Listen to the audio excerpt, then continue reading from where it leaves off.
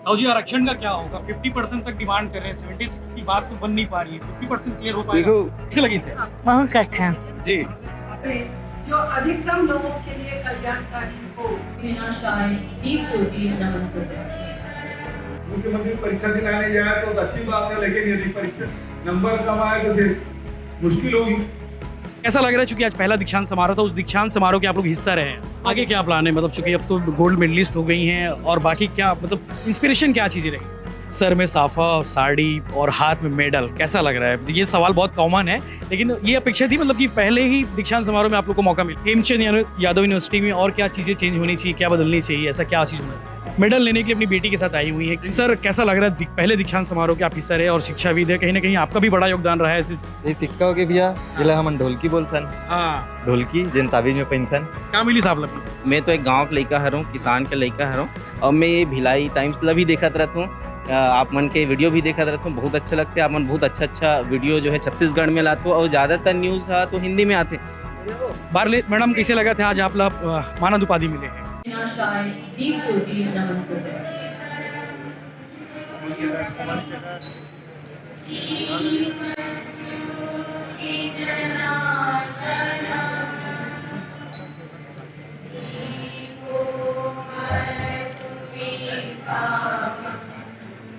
जो अधिकतम लोगों के लिए कल्याणकारी हो। सबके साथ सहिष्णुता और धैर्य का व्यवहार करें। आप अपने अध्ययन को निरंतर बढ़ाते रहें और अपने अर्जित ज्ञान का प्रसार करते रहें। हेमचंद यादव यूनिवर्सिटी का पहला दीक्षांत समारोह संपन्न हो चुका है। मेरे पीछे आप देख पा रहे हैं डिग्रीधारी हैं जिन्हें आज मेडल मिला है। कई लोग को जो है मेरिट सर्टिफिकेट में गोल्ड मेडलिस्ट वाले लोग हैं, उनसे बात करते हैं, छात्राएं हैं। कैसा लग रहा है, चूंकि आज पहला दीक्षांत समारोह था, उस दीक्षांत समारोह के आप लोग हिस्सा रहे हैं? आज बहुत अच्छा लग रहा है सर जी, क्योंकि हम लोग का भी क्या बोलते प्रथम दीक्षांत समारोह है, और सबसे मिले, अच्छे से कुछ सीखने को मिला, और आगे ऐसे चाहते हैं कि कुछ अच्छा से कर सके। सोमे जी, आप गोल्ड मेडलिस्ट हैं? जी सर। कैसा लग रहा है, फर्स्ट दीक्षांत समारोह में आपको मेडल मिला? बहुत अच्छा लग रहा है सर, बहुत प्राउड फील हो रहा है। सीएम सर भी थे, सीएम सर के हाथों मुझे मिला, बहुत ज़्यादा ही प्राउड मोमेंट था, और बहुत मोटिवेटेड फील कर रही हूँ आगे और अच्छा परफॉर्म करने के लिए। आगे क्या प्लान है? मतलब चूंकि अब तो गोल्ड मेडलिस्ट हो गई हैं, और बाकी क्या, मतलब इंस्पिरेशन क्या चीज़ें रही? इंस्पिरेशन सर सभी चीज़ें थी। अब आगे मेरा प्लान है पीएचडी करने का। क्योंकि अगले दीक्षांत समारोह मिल जाएगा, आने वाले दीक्षांत समारोह में। जी, होप सो।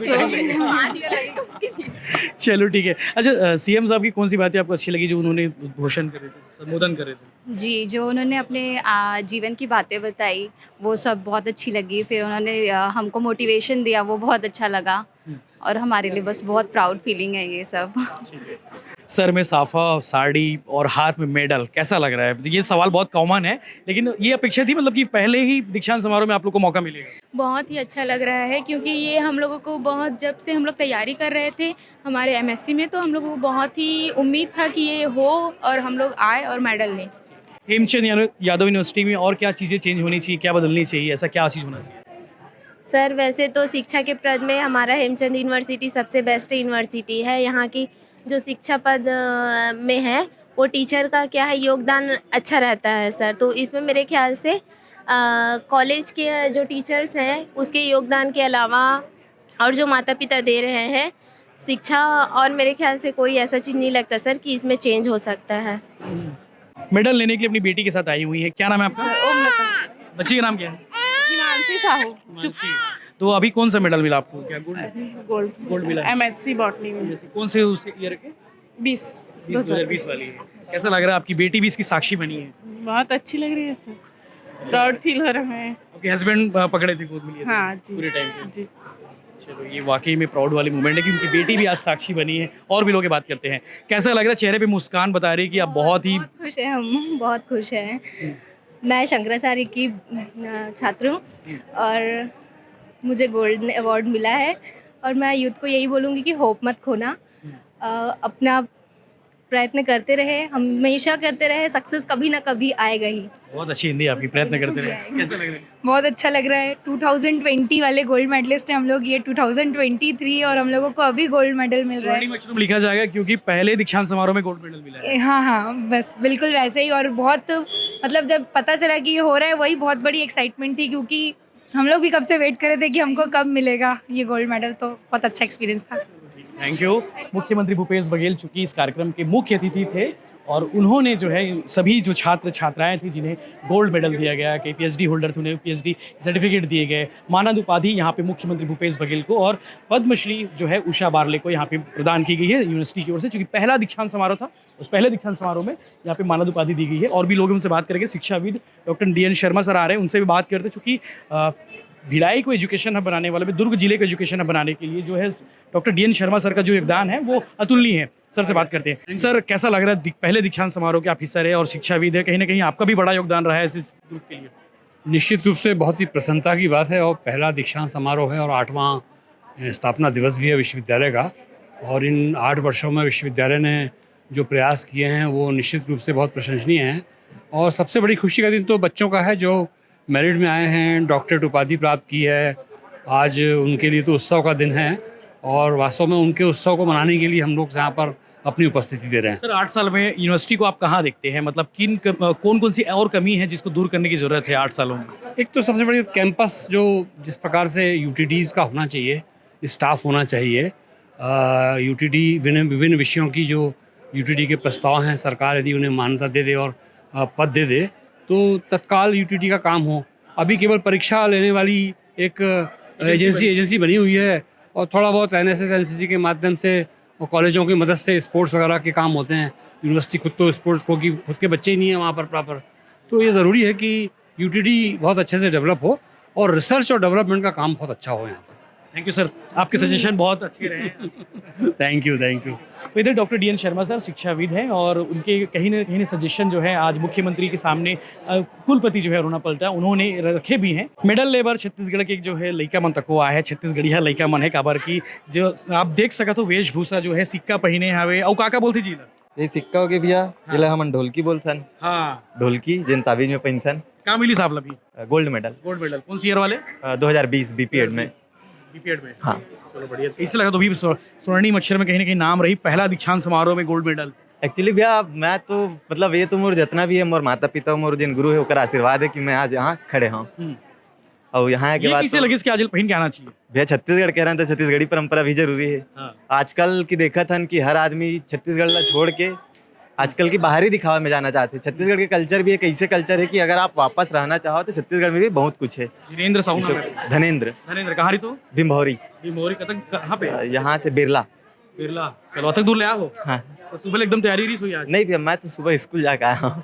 ठीक है चलो, थैंक यू भाई, धन्यवाद। बधाई हो गाड़ा। उषा बारले से बात करने कुछ हाँ तहु उठा भाई। हाँ बताओ कैसे लगा थे? तो एकदम कॉमन सवाल है, एक पीछे की तैयारी के वो बताओ। मोला बहुत अच्छा लगा थे और आज जो है मोला ये पुरस्कार मिले है। मैं तो एक गांव के लड़का हरूँ, किसान के लड़का हरूँ और पूरा मोर जो शिक्षा है वो गवर्नमेंट स्कूल में, गवर्नमेंट कॉलेज में, उसके बाद एक बार मैं यहाँ सेंट थॉमस कॉलेज से पढ़ाई करे हूँ और आज मोला गोल्ड मेडल मिल गए। जीवन में बहुत तार चढ़ाव रही से, बीच में थोड़ा से समस्या हुआ रही से, लेकिन माँ पापा के मम्मी पापा के आशीर्वाद से, जो मोर माता जी है, पिताश्री है, वो भी किसान है, ओकर मन के आशीर्वाद से, मोर कॉलेज के सभी टीचर्स और मोर मित्र मन के आशीर्वाद से ये मोल मेडल मिले है। मोला बहुत अच्छा लगा थे और मैं ये भिलाई टाइम्स ला भी देखत रहता हूँ, आप मन के वीडियो भी देखत रहता हूँ, बहुत अच्छा लगते। आप मन बहुत अच्छा वीडियो जो है छत्तीसगढ़ में लाते हो और ज़्यादातर न्यूज़ तो हिंदी में आते, लेकिन छत्तीसगढ़ में आते तो देखे के जो आनंद है वो बहुत अलग है, वो अपनापन जो उनमें महसूस होते। और आज प्रथम दीक्षांत समारोह में मोला ये जो क्लिनिकल साइकोलॉजी में मोला स्वर्ण पदक प्राप्त हुई से और मोला बहुत अच्छा लगे थे और आप मन के भी बधाई हो, गाड़ा जोहार आपला। चलो और भी उषा बारले हवे चुकर से बात भी कर लेथन काबर की ओला जो है आज मानद उपाधि मिले है ओकर संग उठा लेथन कि चूंकि अभी सेल्फिक दौर चला थे, पंडवानी पद्मश्री जीत आया है, लेके आया है। बारले मैडम कैसे लगा था आज आपला मानद उपाधि मिले है? मोला बहुत खुशी लगा थे, बहुत बढ़िया लगा थे। और मैं जम्मू देखैया सुनैया दाई दादा छत्तीसगढ़ के रहैया मन ला सब्बो जन ला बहुत बहुत धन्यवाद देवत हूँ और सब्बो जन ला बधाई देवत हूँ और धन्यवाद देवत हूँ। पंडवानी के बाद तीजन भाई जी के बाद जो है आप ला मिली सेवा खंडवानी क्षेत्र में? हाँ तो हमारे बड़े दीदी तीजन बाईला पहले मिले रही सवे डॉक्टर को भादी हम सोचते रहे कि डॉक्टर कैसे होते के अब कालिल हम doctor doctor Usha barley, doctor Usha barley, Padmashri doctor Usha barley, Padmashri doctor Usha barley. आज तो आनंद है, मतलब ये आज की तारीख जो है इतिहास में लिखी जाएगी। आज के तारीख इतिहास में लिखे रही, बहुत खुशी लगे थे, बहुत खुशी लगे थे। बहुत बहुत धन्यवाद। बोल वृंदावन बिहारी लाल की जय। चलो ठीक है, तो ये पूरे बच्चों से बात हो गई और मानद उपाधि प्राप्त करने वाली उषा बारले से भी बात हो गई, मुख्यमंत्री भूपेश बघेल से भी बात हो गई, उनकी पत्नी से भी बात हो गई, उनकी बिटिया से भी बात हो गई। तो पूरा ओवरऑल कवरेज कंप्लीट हो चुका है। शाम के बज चुके हैं 6:30। हेमचंद यादव विश्वविद्यालय के द्वारा आज मुझे मानद उपाधि दी गई। मैं सबको हृदय से धन्यवाद देता हूं। आप लोगों की तरफ से कोई सवाल हो? सतपाल मलिक ने जो बयान दिया है उस पर क्या कहना चाहते हैं? क्या बोला है? सतपाल मलिक ने खुलासा किया है पुलवामा अटैक पर, तो आप क्या कहना चाहते हैं? देखिए, सीधी सी बात है कि अभी तक के पुलवामा अटैक के जिम्मेदार कौन हैं इसको उजागर नहीं किया गया है। उसमें एक इंस्पेक्टर को पकड़ा गया था, उसको भी छोड़ दिया गया है। जो उसके तह तक जाना चाहिए। हमारे 40 जवान शहीद हुए हैं और उसके मामले में पूर्व राज्यपाल यदि प्रश्न उठा रहे हैं उसका जवाब तो सरकार की तरफ से आना चाहिए। मुख्यमंत्री जी, गुड्डू मुस्लिम के छत्तीसगढ़ में होने की संभावना ऐसी जताई जा रही है। उत्तर प्रदेश की एसटीएफ भी आकर के यहाँ पर जांच कर रही है, क्या कहना चाहेंगे? देखिए, यदि कोई अपराधी यहाँ छुपा है और छत्तीसगढ़ की पुलिस से यदि कोई सहयोग लेना चाहते हैं तो हम बिल्कुल सहयोग करेंगे। और जी आरक्षण का क्या होगा? 50% तक डिमांड कर रहे हैं, 76 की बात तो बन नहीं पा रही है, 50% क्लियर हो पाएगा? देखो, ये राज्यपाल के हाथ में है। मैं तो राज्यपाल से व्यक्तिगत निवेदन किया था और सार्वजनिक रूप से कर रहा हूँ कि बच्चों का भविष्य का सवाल है, इसमें हठधर्मिता नहीं होनी चाहिए। और जब सुप्रीम कोर्ट ने खुद ही EWS के 10% को स्वीकार कर लिया तो 50% की सीमा तो ऐसे खत्म हो गया, 60% हो गया। तो वो जो 50% की सीलिंग वो समाप्त हो गया। तो फिर छत्तीसगढ़ के अपनी जो परिस्थिति है उसके हिसाब से छत्तीसगढ़ की विधानसभा ने ये प्रस्ताव पारित किया है, तो उसे हम हस्ताक्षर करके हम वो दे दें। मुख्यमंत्री जी, कल धर्मांतरण के 100 घर वापसी अभियान दुर्ग में हुआ है।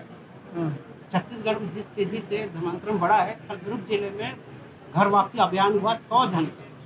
एक बात बताइए, भारतीय जनता पार्टी के पास कोई विषय रहा नहीं।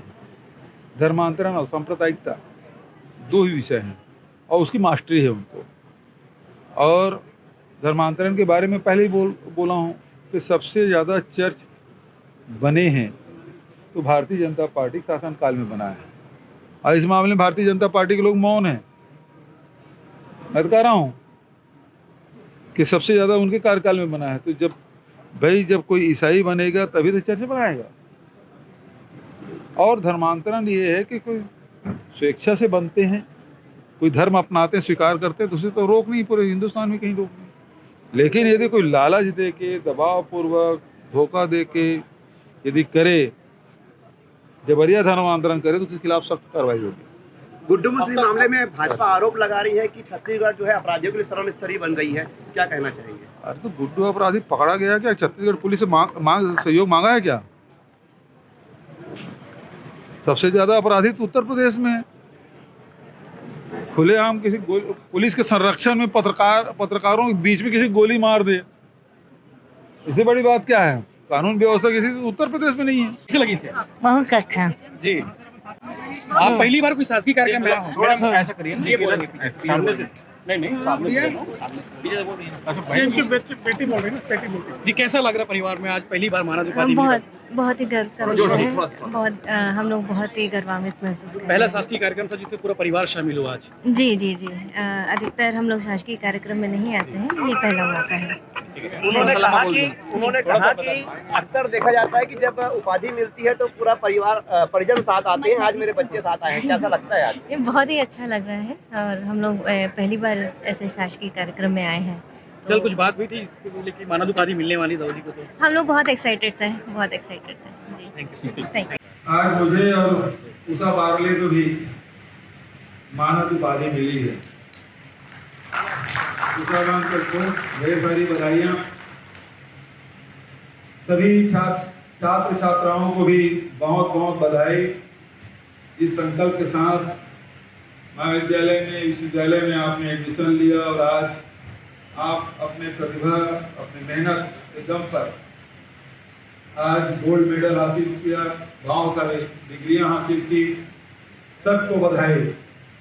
मैं तो कविता मैडम को और स्टार को धन्यवाद देना चाहूँगा कि साथ के क्रम में एक आध लड़के भी जरूर रख देते, अधिकांश सब लड़कियां हैं।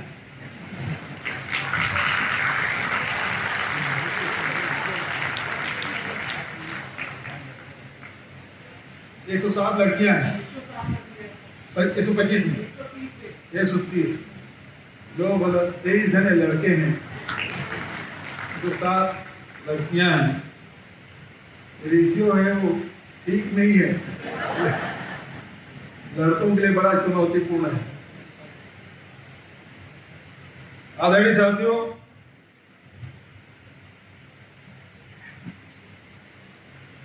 आज जब ये मानद उपाधि मिली, अरुणा मैडम जब गई थी, मुझे बड़ा अटपटा सा लगा। मैं बोला ये उचित तो नहीं लग रहा है।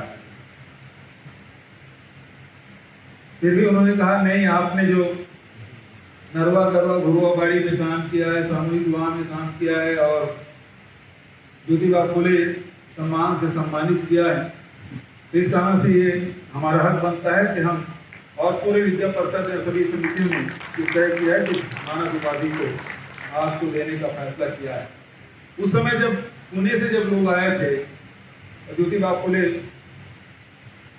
सम्मान से सम्मानित करने का फैसला किया, तब भी मैंने मना कर दिया था। फिर छगन भुजबल की जब फोन आया, आपको आना ही है, आपने जो काम किया है तो आपको ऐसा भी किसी ने नहीं किया है, तो आपको आना ही होगा। मैंने कहा ठीक। तो आज जब आया हूँ तो बहुत अच्छा लग रहा है, पूरा परिवार साथ में है, विशेष तो है ही, बच्चे लोग भी आए हैं। अक्सर होता ये है कि जब डिग्री मिलती है तो पालक लोग आते हैं। मुझे जब मानद उपाधि मिली है तो मेरे परिवार का और मेरे बच्चे लोग आए।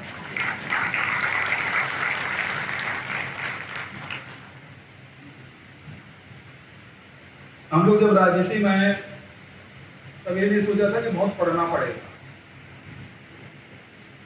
तो 10 साल तो बीत गया, क्योंकि सत्ता में थे, जो 1993 से लेकर 2003 तक थे।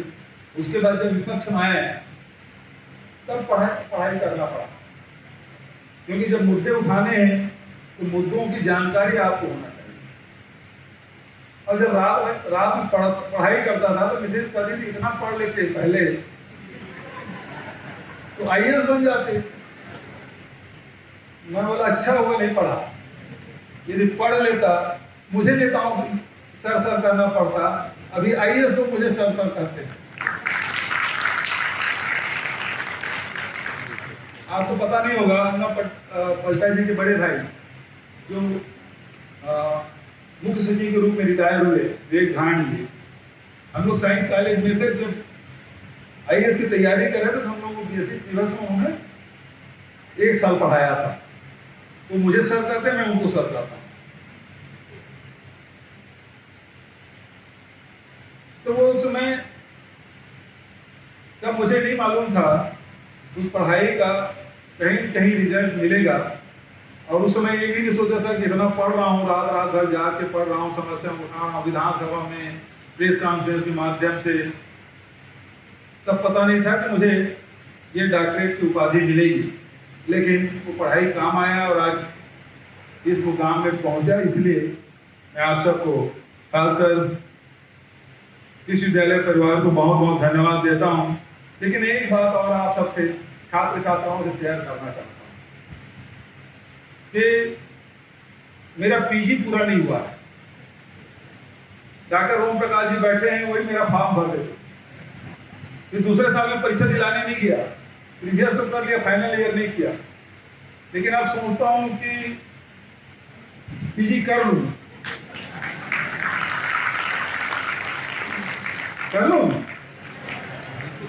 लेकिन डर इस बात का है कि नंबर कम आएगा, फिर आप लोग क्या बोलेंगे।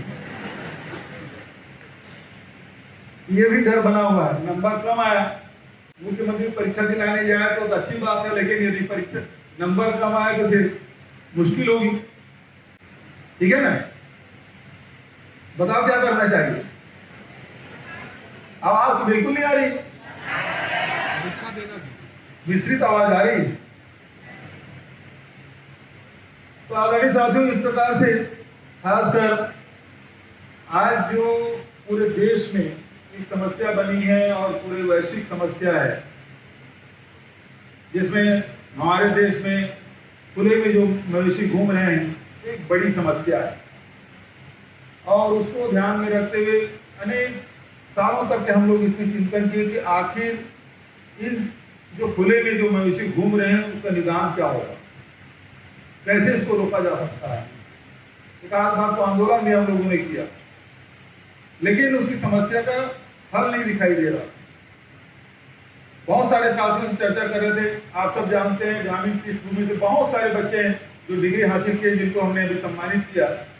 मैं बात कर रहा था तो कोई पाटन से है, कोई अर्जुंदा से है, तो कोई धमदा क्षेत्र से, कोई माटरा से, गांव से सब आए हैं, सब जानते हैं इस बात।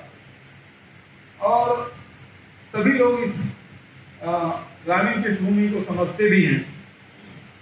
आप सब जानते हैं कि पहले कृषि के साथ साथ पशुपालन जुड़ा हुआ था, लेकिन जैसे जैसे आधुनिकीकरण हुआ, यांत्रिकीकरण हुआ, तो फिर पशु में केवल दूध देने वाले जानवर की महत्ता रह गया। बचत जो बैल है, बछड़ा है, इसके महत्व घटते गया, क्योंकि बैल की जरूरत नहीं, हल चलाना नहीं है, बेलन चलाना नहीं है। आज ट्रैक्टर आ गया, हार्वेस्टर आ गया, सारी मशीनें। तो ऐसे में इसको कैसे, इसका निदान क्या है? मैं साथियों से चर्चा करता था और इस मामले में मैं कुछ नाम भी लेना चाहूँगा, जिसमें विनोद वर्मा जी हैं, प्रदीप शर्मा जी हैं, रुचिर गर्ग जी हैं, और एक दो साथी आजकल वो विदेश चले गए हैं। इन साथियों के साथ लगातार मैंने चर्चा की और इस निष्कर्ष में पहुँचे कि छत्तीसगढ़ की जो स्थिति है, वैश्विक समस्या है, इसका निदान हम लोग अपने स्तर पर क्या कर सकते हैं। और उस समय फिर हम लोगों ने इन सारे समस्याओं को, पेयजल की समस्या है, निस्तारी की समस्या है, सिंचाई की समस्या हो रही, पानी की कमी है और गंदगी भी फैली हुई है, आज कुपोषण का भी दौर चल रहा है। तो हम लोगों ने सारे समस्याओं को लेकर एक नारा दिया, छत्तीसगढ़ के चार चिनारी, नरवा गरवा गुरवा वाली। और उस दिशा में हम लोगों ने काम करना शुरू किया। 2 रुपये किलो में गोबर खरीदी शुरू किया और गौठान बनाना शुरू किया। 11,000 पंचायत में 10,000 से अधिक पंचायतों में आज हम लोगों ने गौठान बना लिया है। 5 से 10 एकड़ जमीन आरक्षित कर ली है, बिना लॉ एंड ऑर्डर के, कामराज भैया के पुलिस के डंडे के सहारा लिए बिना करीब 1.5 लाख एकड़ जमीन हमने सुरक्षित कर ली।